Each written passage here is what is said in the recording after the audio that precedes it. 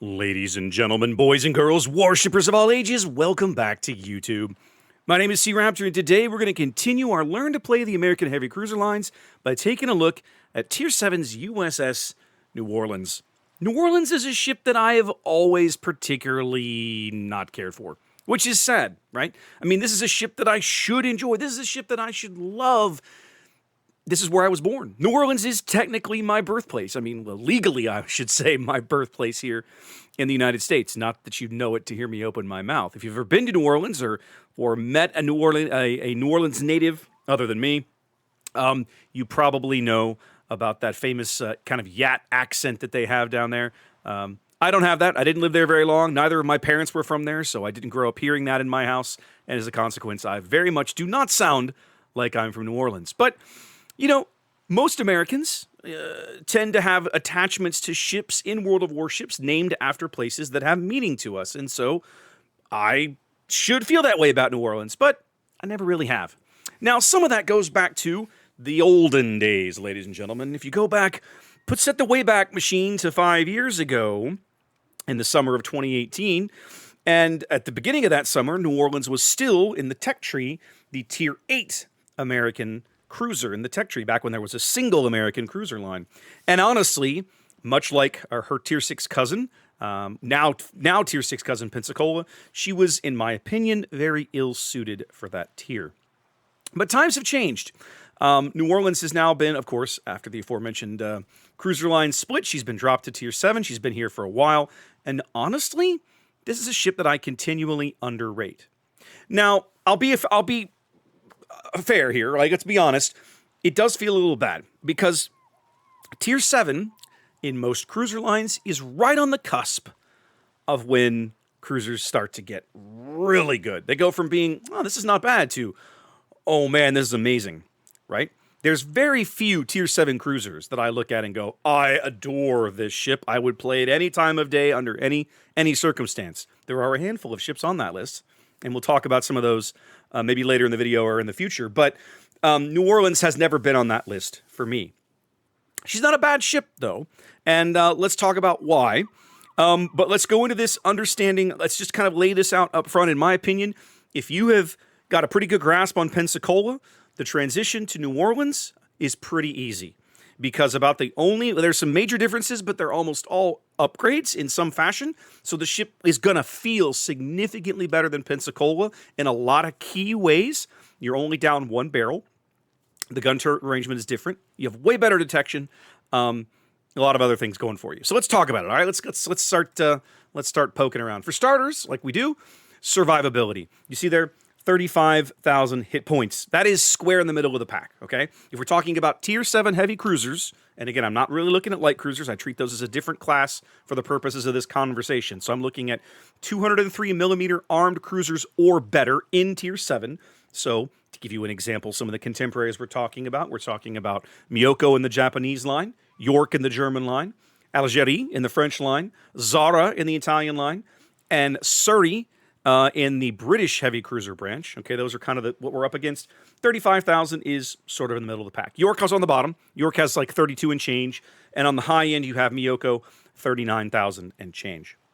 So, competitive, right? Can't really complain about that. Torpedo protection, again, 4%. As we've been saying, this is just like Pensacola. Don't get hit by torpedoes. By the way, this is worst in tier. Worst in tier. Every other Tier 7 heavy cruiser has at least 10% torpedo protection. Okay, so the American heavy cruisers are particularly, especially at 6 and 7, right? We're talking about Pensacola, New Orleans, are particularly vulnerable to torpedoes. Good to know if you're a destroyer player. Also good to know if you're playing one of those ships, the value of that hydro. Maneuverability and concealment. 34 knots here, that's with a speed flag. New Orleans is very much not a fast ship, right? This is not worst in tier. There's at least one tech tree ship, that's Surrey. There's a French premium, that's Toulon, that are much slower than this. Of course, Algerie is also slower than this. Most of the other Tier 7 cruisers you're going to run up against are a little faster, or in the case of Miyoko, significantly faster than this. But it's not bad, okay? it's sufficient. It's more than sufficient for what the ship needs to be doing. 660 on the turning circle, not quite best in tier, very competitive. Lot of Tier 7 cruisers in the mid 600s here for the turning circle. New Orleans handles pretty well. And you see there's 6.9 on the rudder shift. That is with a little bit of a buff. Her base rudder shift is 9 seconds. And again, that's not best in tier, but it's on the good side of the good side of the curve. She handles pretty well for a mid-tier cruiser.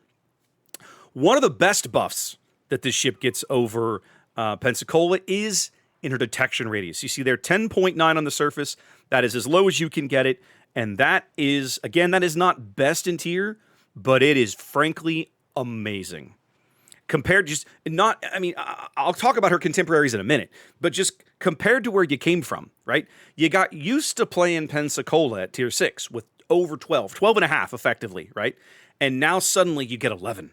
And it's like, oh, you have that kilometer and a half doesn't sound like much on paper. In practice, it's huge. It's huge, and it makes a significant improvement in how you play this ship and what she can and can't get away with, her survivability, her ability to sneak away, and that sort of thing. Now, compared to her contemporaries, there's only a couple of cruisers that look like they have better detection values. That's Surrey and Toulon. Toulon, of course, the surprising one, being a big French, like super heavy kind of battle cruiser sort of thing in the tier with 305 millimeter guns. But Surrey, not surprising. The British heavies tend to be a little stealthier to go with their poor ballistics on their guns, that sort of thing. But yeah, this is very competitive. So you're not quite best in tier, but you're way up there. New Orleans is one of the stealthiest tier 7 cruisers in the game, and that's good. That's excellent. You can learn how to use this. And I encourage you to learn how to use this because this number is going to get even better when you move up to tier 8 and you get Baltimore. You're going to love it. Artillery.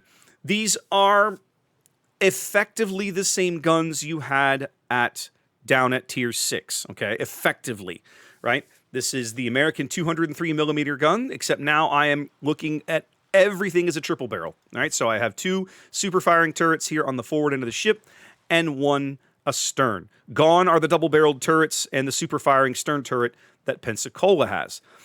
Get used to this turret arrangement, okay? This is the first time you run into it in this line. This is the turret arrangement you're going to have basically the rest of the way, with the exception of Tier 9. Buffalo is the exception, and Buffalo is going to be a whole other thing when we get there, trust me. So we'll have that conversation when we get there. But for now, your Tier 7 ship, your Tier 8 ship, and your Tier 10 ship in this line are all going to have this turret arrangement. So you better get used to it. Just learn to deal with it now. Turret traverse was a huge handicap on Pensacola. It is much less of a handicap here on New Orleans. I'm sure you're glad to hear that. That fully buffed turret traverse you see there, about 24 seconds. So not best in tier, right? I mean, Surrey's turrets are better than this, but I mean, it's right up there. It's very competitive. Algeri's turrets are a little better. The Italian turrets are a little better in terms of traverse. But the bottom line is this is way better. You'll have a much easier time conning the ship while her turrets move and not overturning your turrets than you did in Pensacola. The Pensacola, it will be a regular problem. Here, much less so. These are still the traditional American AP shells. You see there, that's the buffed value, 4830 on the damage, 4600 is the base. I am running the little 3-point AP buff skill, as I like to do here on the American Heavy Cruiser lines. We'll talk about that more in a minute.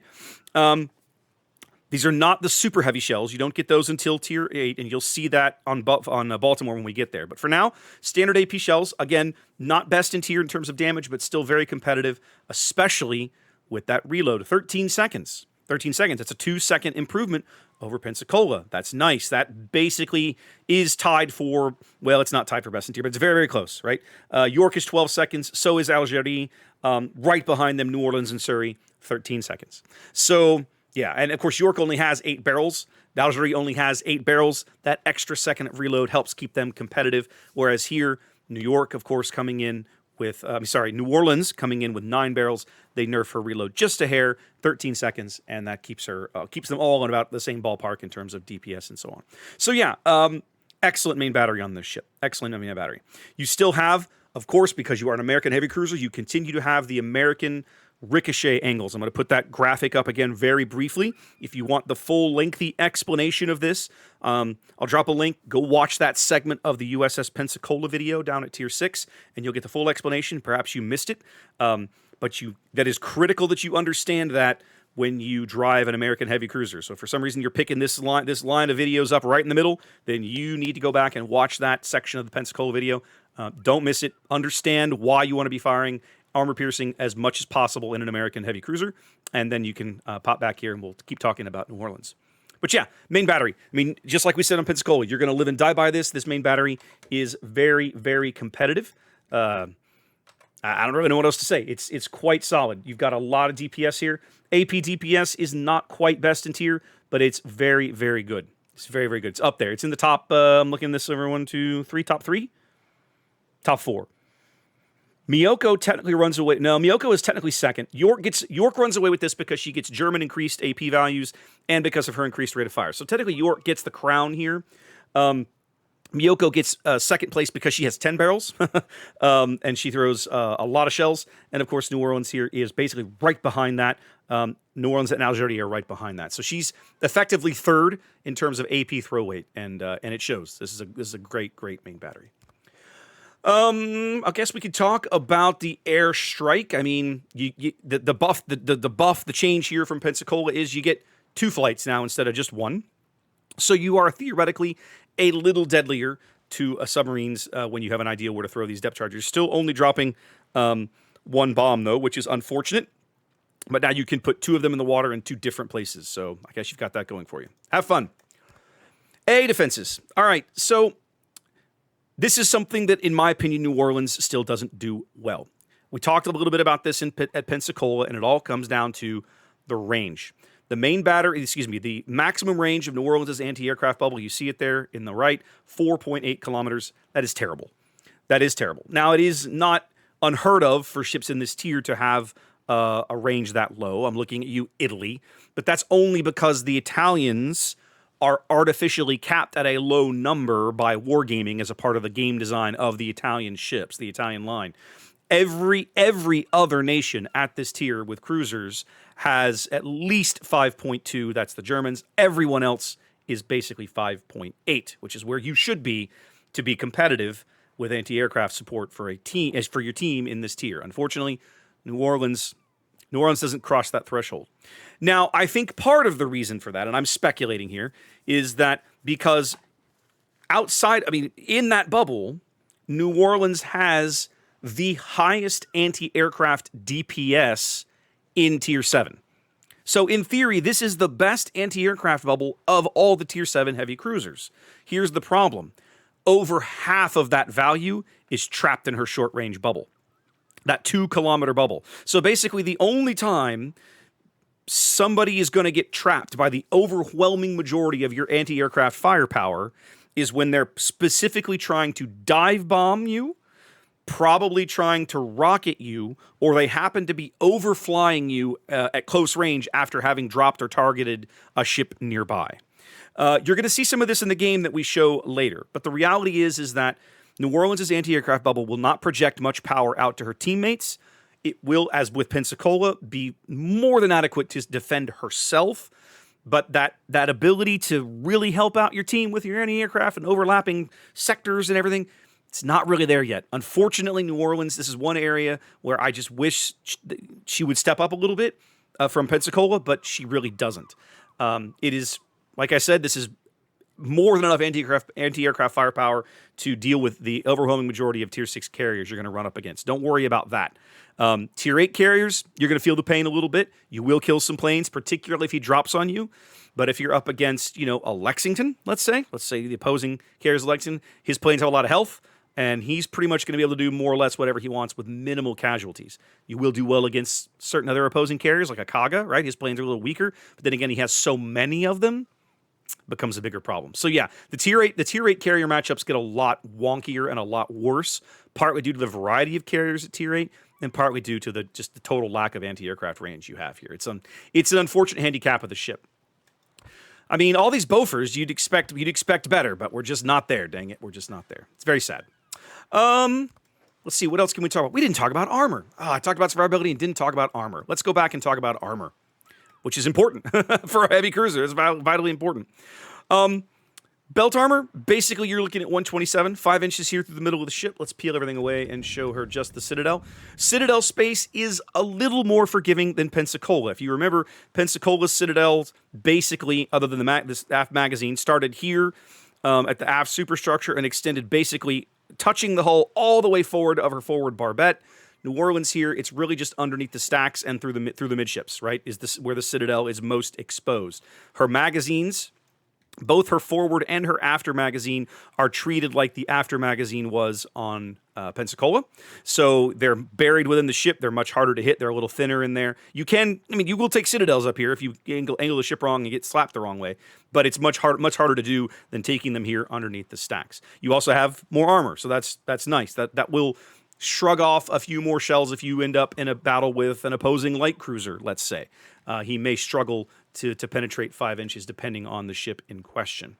The other thing we have to talk about while we're here, of course, is bow armor. We went through the whole big, long, lengthy explanation of why bow armor matters on heavy cruisers in the Pensacola video.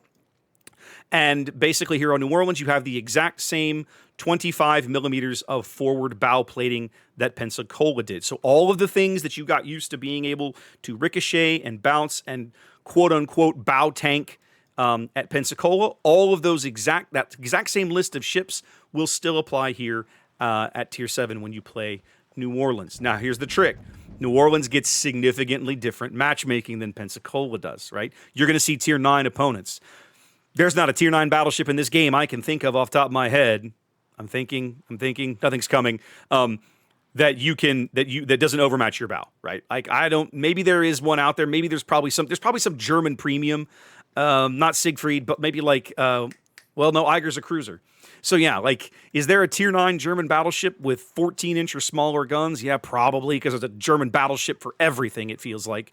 But the overwhelming majority of battleships you run across in your matchmaking bracket will overmatch your bow. It's going to be much easier to remember the handful that don't and just be on the lookout for them. Things like New Mexico, things like Bayern, I think Bayern, that kind of stuff, right? Obviously, as soon as you get to Gneisenau and Nagato and Nelson, and those are in your tier, you're going to see those all the time.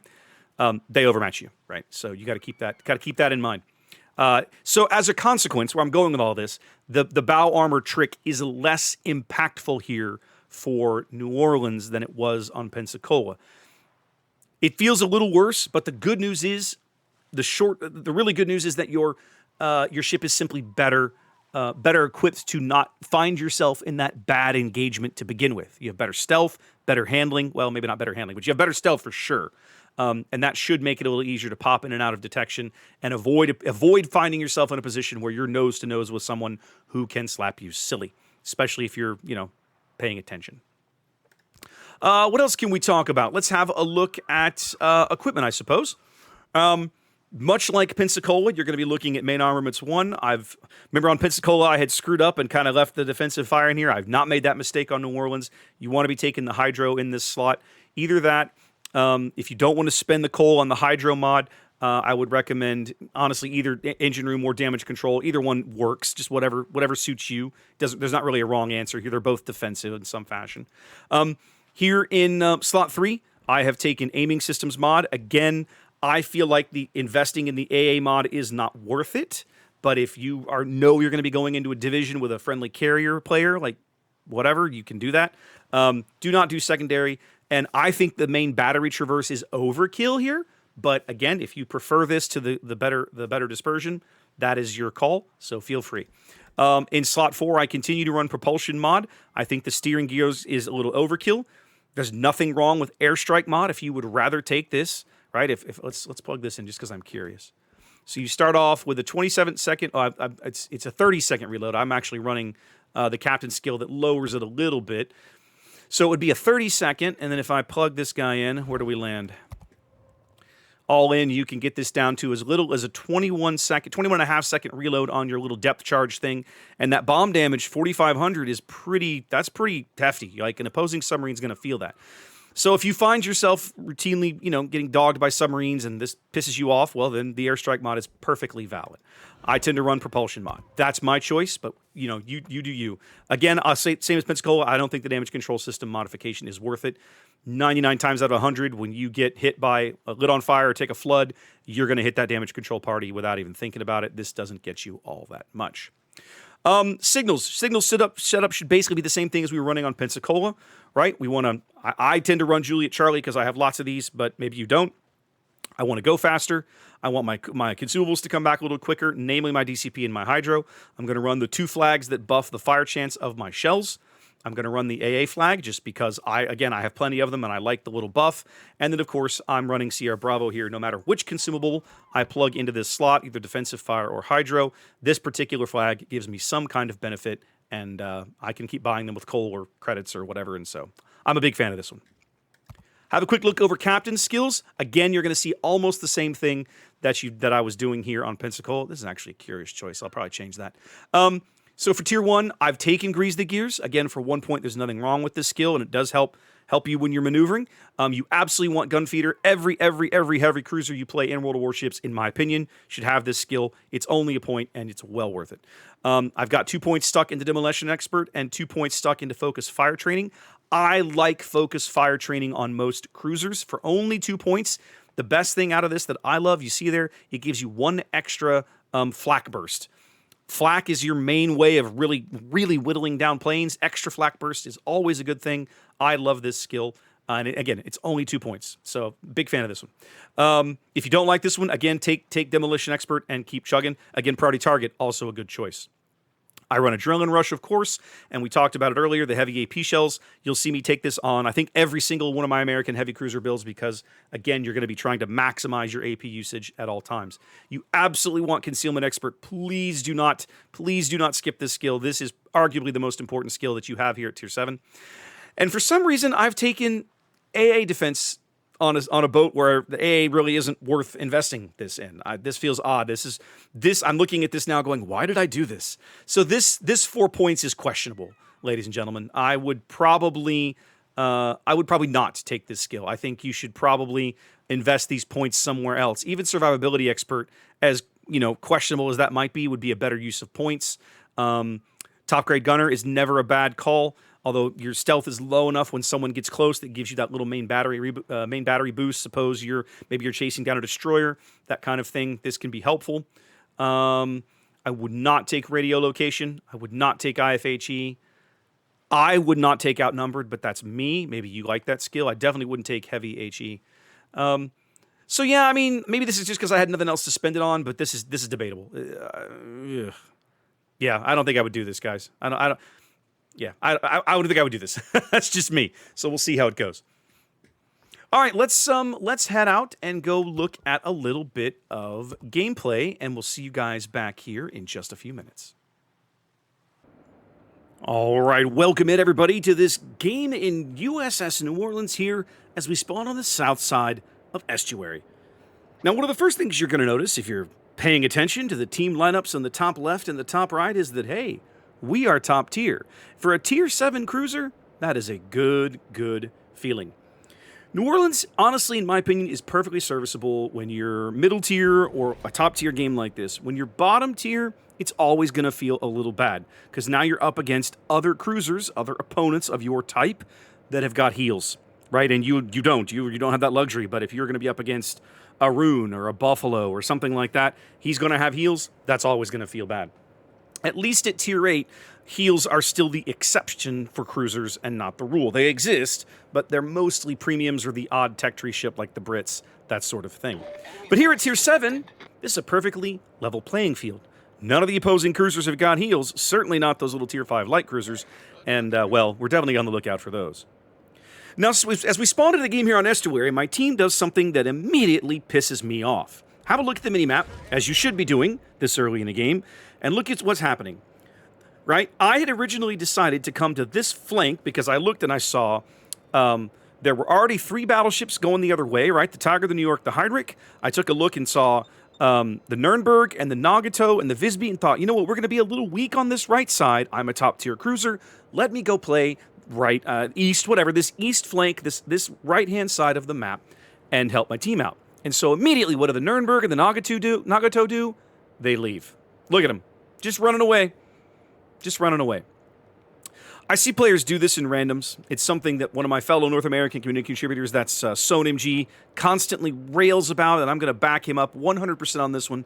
Guys, when you spawn in a game like this, right? When you spawn, I don't care if it's domination, standard battle, whatever, at least for the first few minutes until you have an idea of what the enemy team's doing and what's going on, don't leave your side of the map, right? Your teammates need you there. Your team needs you there so that the opposing team doesn't just waltz right through where you spawned. You literally could have done something but opted to leave, but no, you just bailed.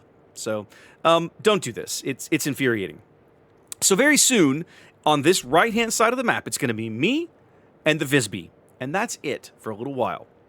So what am I doing over here? Raptor, you're playing yeah, it's a top-tier cruiser, but you're a little crazy, aren't you? Well, I am a little crazy. For starters, check out this opposing Omaha. You see him there in the channel along the 4 or 5 line.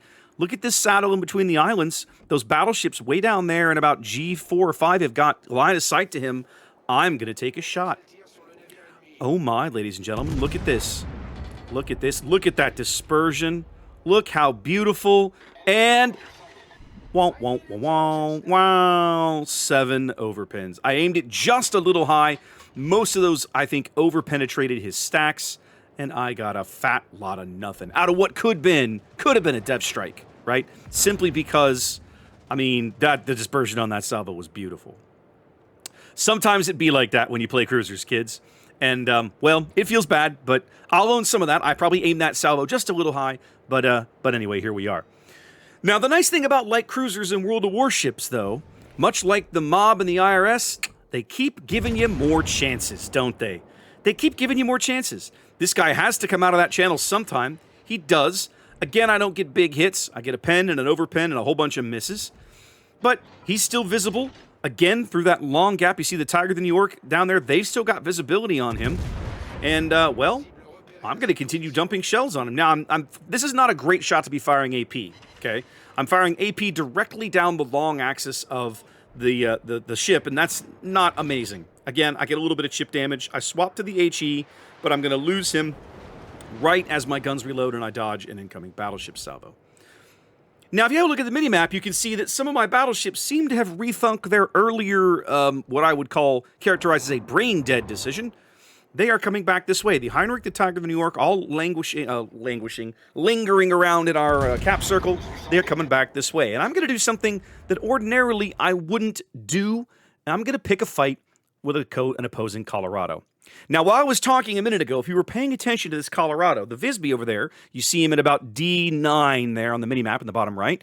He hit this Colorado with some torpedoes. And if you'll watch closely, you'll see this Colorado is still flooding. Or he was. He put it out, I think. But the bottom line is he took some torpedoes. Now, again, I'm going to pause it briefly. What was I saying earlier? Raptor, you were saying always be firing AP every chance you get. Right. And I should be firing AP here, but why am I not? Can you guess? If you guessed, it's because I suspect this Colorado's damage control party is on cooldown. You win the lottery, okay?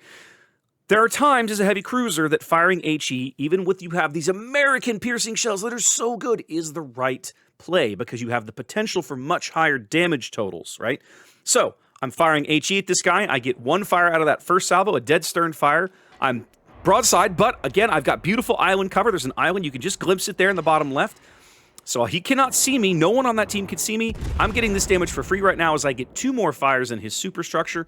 And now I'm intentionally trying to lead him for that. I'm looking for the bow fire. He is about to T-bone this island right in front of him. I've already got 3 fires on him. I'm taking up, what, about 1,000, a little over 1,000 damage a second as I burn 3 fires on this guy right now. Colorado's bow is soft. I land a whole bunch of full pins. Unfortunately, no fires. Stern fire goes out on its own. He does take a little more torpedoes. There's the flood. So he's definitely flooding now and burning twice.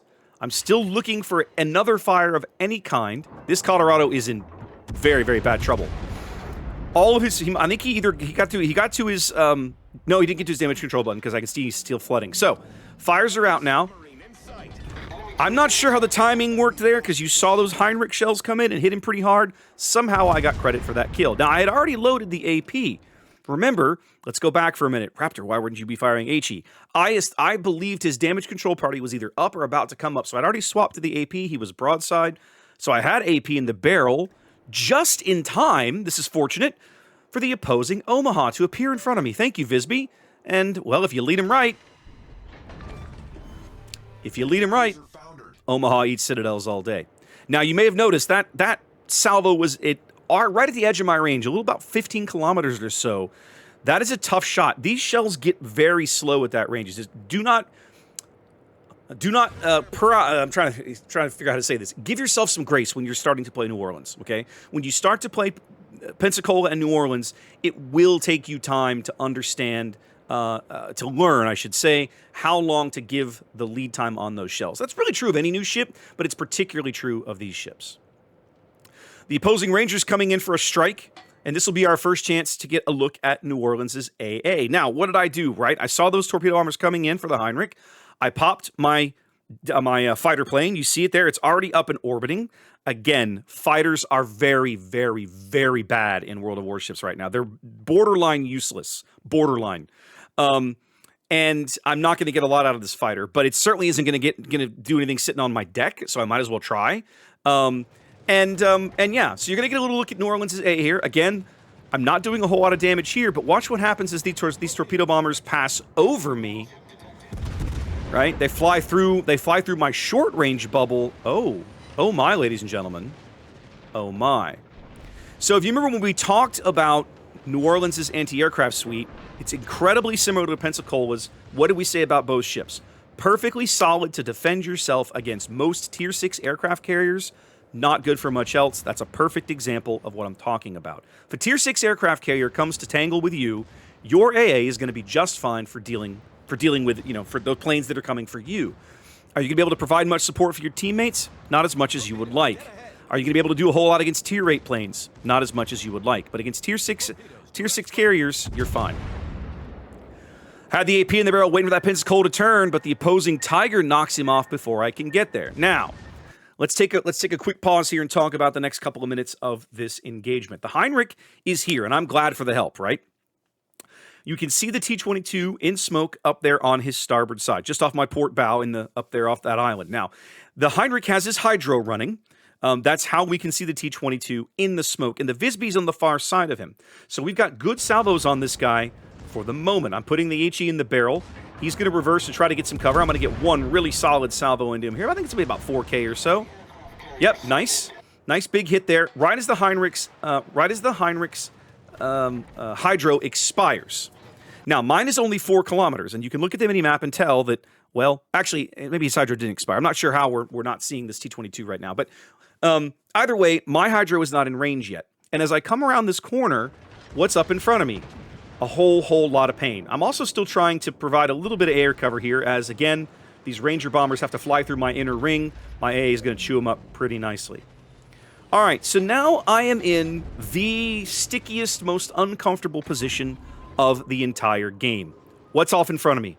I'm going to pause it real quick. What's in front of me? An HMS Nelson. And how big are his guns?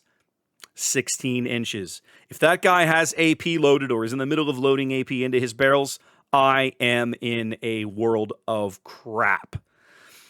So, what am I going to do? Well, the first thing I'm going to do is I'm not going to shoot because I don't want him to see me for very long, right? I want to try and become unspotted as long as possible. Here's the problem. The T-22 has me locked up on his hydro. So I'm going to get narrow for sure. So if he does, no matter what he throws at me, I'm going to try to make the smallest target I can. Crawl into a little ball and try to avoid these shells. He managed to land one. Luckily, he had HE, and even more lucky, the T-22 is offed by the Visby onto my right. So a nice little confluence of things right there helps to keep me in the game. And now, again, I'm intentionally holding my fire. I do not want to provoke a 16-inch battleship with this kind of shots on me at this range. If he puts AP in the barrel and decides to look at me, I could be out of the game in a single salvo. I don't want to take that chance right now. We have a nice lead. Game's just now approaching the halfway mark. Team's doing pretty well. I'm having a nice little game over here. Some plane kills, a couple of kills, a few citadels along the way.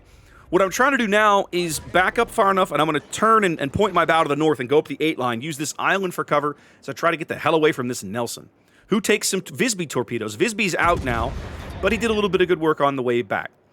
I had a quick peek. The Nelson's guns were looking somewhere else. I decided to fire, clear the AP I had in the barrels, load some HE in. I don't think the Ranger was out here looking for me. I think he was trying to get this torpedo strike in on the Heinrich, but he's not going to get there. He's messing around in my AA bubble, messing around in my short-range AA bubble, and yeah, those planes aren't going to make it very long.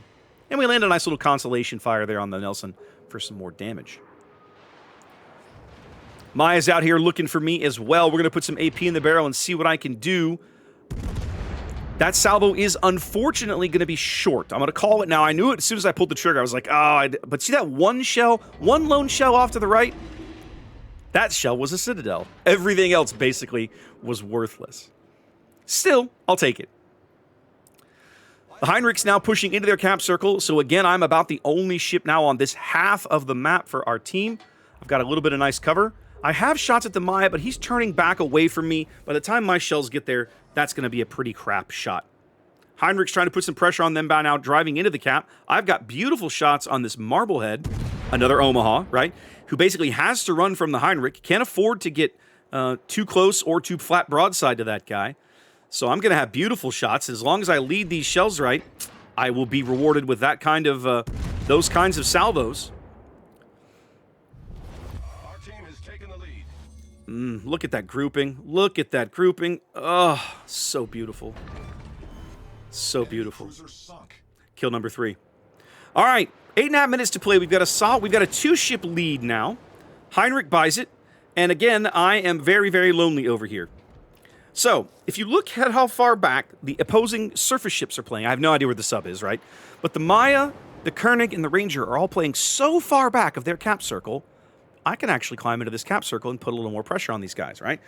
We talked about it earlier in the video. One of New Orleans' biggest advantages over Pensacola is increased stealth, right? I have a detection a little under 11 kilometers. That's a huge, huge increase over the stealth that I had down at Tier 6 with Pensacola.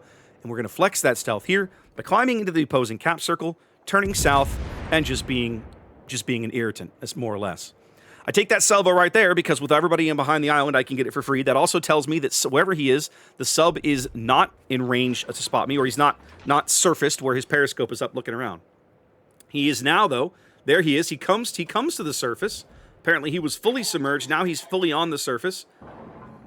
Spotted by that Omaha right in front of him. I'm going to spread these shells around, see if I can pick up this kill. A little more chip damage goes in, and I do manage to land a single shell for kill number 4. It always feels good stepping on cockroaches, right? You don't mind it. You don't mind stepping on cockroaches. You're just like, it feels better. Maya takes a salvo, and here's every cruiser's worst nightmare. Did you see it? Did you catch it? The Koenig fired at me right as I went dark, but he aimed it just a little high. That is a butt-clenching moment. Probably the biggest one I have in this game. I remember watching those shells coming in like, oh God, oh God, oh God. Oh. He missed them all. I don't even get reset, and now we're well into the cap. Koenig decides he's not going to allow this. He's turning south now. He's about a kilometer outside my detection radius, and I realize that I'm not going to be able to sit in here and cap this out, not without getting into a close-range gunfight with this guy. Now, I could try that. Koenig's guns, I would be able to bow tank, I believe, most of his main battery, but I don't want to risk it, right? Because I know, for starters, I know the Maya's going to shoot at me. You might have noticed that's one of my fellow clanmates. And I also know that the Koenig secondaries will chew me up. So now that his attention and his guns are looking somewhere else, I feel free to kind of open up on him here. And what I'm going to do is I'm going to slide into this channel where that opposing Omaha was in earlier, only I'm going to use my teammates as spotters. I'm going to get behind this island, block the line of sight to the Koenig, and as soon as I do that, I'm dark, and now I can just shoot right over this headland for free. One of the things you got to do when you play a cruiser of pretty much any nation, you got to start looking for opportunities like this where you can use your teammates to farm damage, use them to spot while you just sit behind something safe, right? Cruisers are always going to be fragile. It's the nature of the class, and anytime you can just, take shots like this completely unspotted, get free damage is always going to be a good thing. I'm going to take this salvo with HE, and then he's starting to turn towards that Tiger in Omaha. I'm going to put the AP in the barrel, but my shells are starting to hit this island in front of me. I'm going to have to reverse a bit to get them over the island. In fact, right now, I think what's going to happen is the stern turret will clear. Yep. But the wall in this little fortress is preventing my bow turrets from getting over. And he's turning back now, so my clever AP play is unfortunately a lot less clever at the moment. He's also slowed way down. I managed to get 2 full turrets over for that salvo, but I think I'm going to have ricocheting almost all of those. Yeah, all non-pens. Feels bad. I should have swapped to the HE at this right there, but I didn't. I left the AP in. Now this is going to be... This salvo should not be good at all. But hilariously, the Tiger gets in some good damage, and I managed to land some penetrations through his superstructure for a kill. And now we're just left with the Ranger and a little bit of cleanup. He is at the extreme edge of my range. I have to lead these shells just so. I'm expecting someone else to pick up this kill, right? The Omaha certainly fires much faster than I do, but they leave him on 700 HP right as my shells arrive. And there we go. There we go. Feels good, ladies and gentlemen. Feels good. New Orleans is honestly a really solid middle-tier heavy cruiser. You're gonna find times you're gonna wish you had torpedoes. I'm not gonna deny this. But if you play this ship smart and you play this ship well, you can absolutely get her to perform. You see there, 110,000 damage. A few plane kills, again, against a Tier 6 carrier. I'm not going to complain. Killed half the enemy team, much like we did down in the Pensacola game, only this one was a win. 1900 base XP, basically. A little shy 1900. Can't really complain. Just a solid game overall. All right, guys. Well, there you go. There's our kind of learn to play look over Tier 7's USS New Orleans. If it sounds like the video that you watched for Pensacola, genuinely, it really is. It's New Orleans is an upgrade, but the style of the play, the style of the ship, the play style of the ship, the tools you have, the armor scheme you have, almost all of it is the same. And so it's a very easy, very natural progression. The things that get worse really are your matchmaking. Right? Your matchmaking gets much more challenging as you go from Tier 6 to Tier 7. You will notice it. You will feel it. It can't be helped, guys. I don't know what to tell you there. It just is what it is. But the ship is a little better to help compensate for that, but it doesn't really significantly play any differently. And you have, again, right even down to the 4.8 kilometer AA bubble that just makes me angry. You have almost all of the same tools in your arsenal, and so it's just like more of the same. Right? More of the same. The biggest things that you gotta learn to adapt to are the improved stealth and the turret layout. Once you master that, you're gonna be in great shape for Baltimore as you head on up the line. All right? Listen, hope you guys enjoyed that. Y'all take care. Wash your hands. Be safe. I'll catch you next time.